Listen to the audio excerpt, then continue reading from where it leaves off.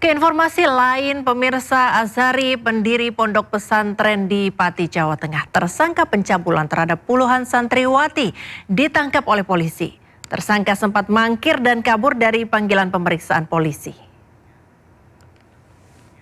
Polisi menangkap Azhari, pengasuh pondok pesantren Dolo Kusumo, Pati, Jawa Tengah. Tersangka yang diduga melakukan pelecehan seksual kepada puluhan santriwati kabur ke luar kota. Polda Jawa Tengah turun tangan dan menangkap pelaku setelah mendapat info Azhari tidak ada di rumahnya. Azhari ditangkap polisi di Wonogiri, Jawa Tengah.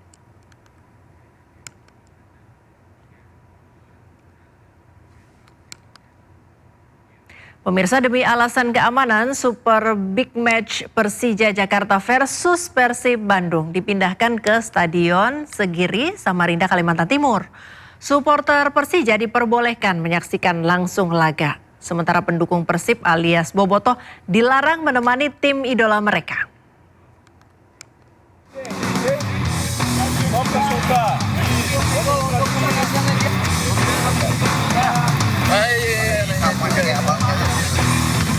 Persija Jakarta bersiap menghadapi Super Big Match menghadapi Persib Bandung dalam lanjutan Super League. Namun demi alasan keamanan, laga pada 10 Mei tersebut dipindahkan ke Stadion Segiri, Samarinda, Kalimantan Timur.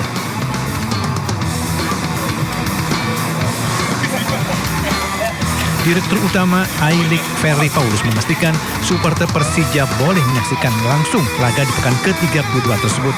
Namun pendukung Maung Bandung alias Bobotoh dilarang menemani Beckham Putra dan kawan-kawan. Yang awalnya kita mau pindahkan ke beberapa venue, tetapi venue itu masih digunakan oleh beberapa klub. Ya, ada yang bisa, tetapi tidak fair untuk dilakukan tanpa penonton. Oleh karena itu, kita lakukan pertandingan ini, pemindahan ke Kalimantan Timur, semua dengan kondisi yang sama, ya, jam, waktu, hari, termasuk juga digunakan oleh penonton hanya tim tuan rumah. Ferry Paulus memaparkan Persija tidak bisa menggelar pertandingan di Jakarta karena tidak mendapatkan izin dari Polri. Pertimbangannya menjaga situasi kondusif termasuk pasca demo buruh pada peringatan May Day. Dari Jakarta, tim liputan melaporkan. Ya pemirsa, usai sudah Sindo Siang hari ini, jangan lupa Anda bisa mendapatkan informasi terkini dan terbaru di kanal YouTube Sindo News dan melalui portal yang menghadirkan berita daerah, berita nasional dan juga berita internasional di sindonews.com. Saya Priska Papilaya beserta kerabat kerja yang bertugas undur diri. Selamat siang, selamat beraktivitas, sampai jumpa.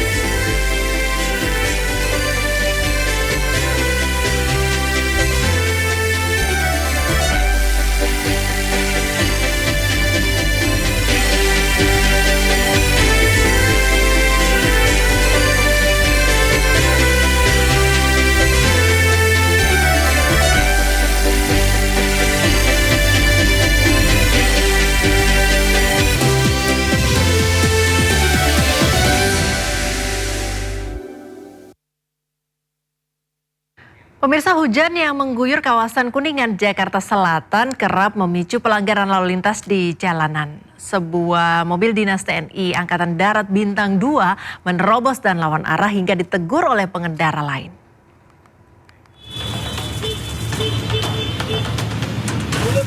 Viral di media sosial, sebuah mobil plat dinas TNI Bintang 2 bernomor 145 diduga melawan arah di kawasan Jalan Denpasaraya, Kuningan, Jakarta Selatan. Dalam video dinarasikan mobil dinas ikut lawan arah meski sudah diingatkan untuk mundur. Pengemudi sempat membuka kaca dan berbicara dengan warga. Peristiwa terjadi Senin sore lalu saat Jakarta diguyur hujan deras dan banjir di sejumlah wilayah. Selain mobil dinas TNI, beberapa mobil lain juga ikut lawan arah. Merespon hal itu, Kadispen TNI AD Brigjen Doni Pramono menyebut masih mendalami peristiwa viral ini. Namun dari informasi awal, kendaraan dinas yang terekam dalam posisi terjebak di tengah kemacetan dengan ruang gerak terbatas baik untuk maju maupun mundur.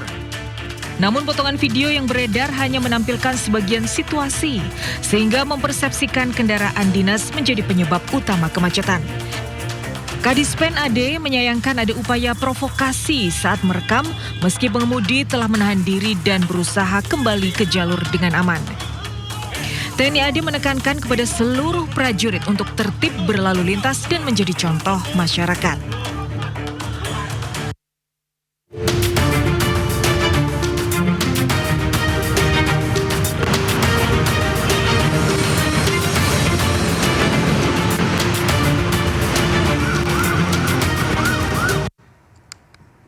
Pemirsa, selanjutnya kami akan ajak Anda untuk mengetahui pantauan lalu lintas hari ini di sejumlah wilayah melalui pantauan CCTV Korlantas Polri. Kita akan bergabung dengan Brigadir Anissa di studio NTMC Polri. Selamat siang Brigadir Anissa, bagaimana pantauan arus lalu lintas di sejumlah titik di wilayah Indonesia melalui pantauan CCTV di baik, sana? Terima kasih Priska dan juga selamat siang pemirsa, menemani aktivitas jam istirahat makan siang Anda. Kami dari NTMC Polri kembali hadir untuk menginformasikan kondisi arus lalu lintas terkini dari pantauan CCTV Polri. Untuk yang pertama kita akan memantau CCTV yaitu di kawasan CPO Telkom Jakarta Selatan. Bisa kita saksikan bersama situasi arus lalu lintas pada siang hari ini di layar kaca Anda dari arah Pancoran yang akan mengarah ke Semanggi di jalur arteri. Terpantau sudah ada peningkatan volume kendaraan didominasi oleh kendaraan pribadi roda 4. Kami himbau bagi para pengendara untuk selalu berhati-hati serta menjaga jarak aman kendaraan Anda serta untuk mengurangi laju kecepatan kendaraan Anda mengingat kondisi jalanan yang licin karena beberapa saat lalu di kawasan ini diguyur hujan. Dan dari arah sebaliknya untuk siang hari ini terpantau juga dalam keadaan ramai. Dan untuk arus lalu lintas di tol dalam kota, arah Pancoran yang akan mengarah ke Semanggi terpantau sudah ada peningkatan volume kendaraan. Dan begitu pun untuk arah sebaliknya. Kami himbau bagi para pengendara untuk selalu berhati-hati dan selalu berkonsentrasi saat berkendara. Dan untuk tidak menggunakan bahu jalan kecuali dalam keadaan darurat. Masih di kawasan DKI Jakarta, kita akan beralih ke kawasan Jakarta Timur, tepatnya di kawasan Simpang Cempaka Putih. Arus lalu lintas dari arah Cempaka Putih yang akan mengarah ke Pulau Gadung maupun Tanjung Priok ataupun Cawang. Terpantau sudah ada peningkatan, namun ketersendatan terjadi hanya menjelang traffic light saja. Namun selepasnya kendaraan dapat melaju dengan kecepatan normal. Kami himbau bagi para pengendara, khususnya untuk pengendara roda 2 untuk tidak melebihi garis saat menunggu antrian traffic light dan juga untuk selalu menggunakan helm berstandar SNI guna keamanan dan juga keselamatan. Dan dari arah sebaliknya terpantau masih dalam keadaan ramai dan lancar.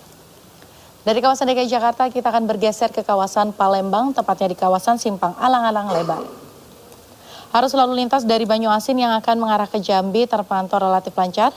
Begitupun untuk arus lalu lintas dari Palembang Kota yang akan mengarah ke Banyuasin. Namun terlihat dominasi kendaraan angkutan berat di kawasan ini. Kami menghimbau untuk menjaga jarak aman serta menghindari blind spot. Dan juga kami himbau khususnya untuk pengendara roda 2 untuk tidak menerobos parator jalan dari Palembang Kota dan antisipasi kendaraan dari Banyuasin Bypass Soekarno. Dan untuk yang terakhir kita menuju ke kawasan Bali, tepatnya di kawasan Simpang Jimbaran. Arus lalu lintas dari Airport Ngurah Rai yang akan mengarah ke Nusa Dua pada siang hari ini sudah mulai terlihat adanya peningkatan didominasi oleh kendaraan pribadi roda 4. Namun lalu lintasnya terpantau ramai dan lancar, ketersendatan hanya menjelang traffic light saja. Begitupun untuk arus lalu lintas dari Airport Ngurah Rai yang akan mengarah ke kampus Universitas Udayana juga pada siang hari ini terpantau ramai dan lancar. Kami himbau bagi para pengendara untuk selalu berhati-hati mengingat di kawasan ini merupakan pertemuan arus lalu lintas. Dan kami menghimbau bagi para pengendara untuk selalu berhati-hati dalam berkendara dan juga waspada terhadap cuaca yang tidak menentu. Untuk mengupdate bagaimana kondisi arus lalu lintas terkini, kami siap melayani Anda di nomor 15669 atau juga melalui WA Center kami di nomor 085 871 50669. Itulah informasi pada siang hari ini dan salam presisi. Silakan kembali ke rekan di studio. Ya, terima kasih Brigadir Anissa atas laporan Anda. Selamat bertugas kembali dan salam presisi.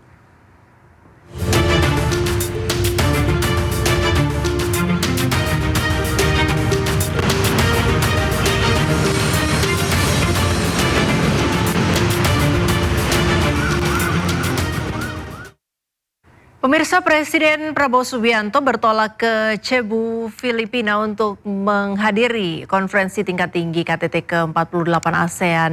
Prabowo berangkat dari Pangkalan TNI Angkatan Udara Halim Perdana Kusuma, Jakarta.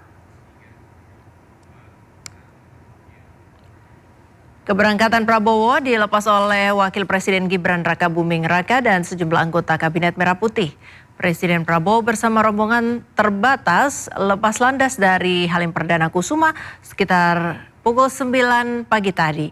KTT ke-48 ASEAN akan berlangsung pada 7 hingga 8 Mei 2026.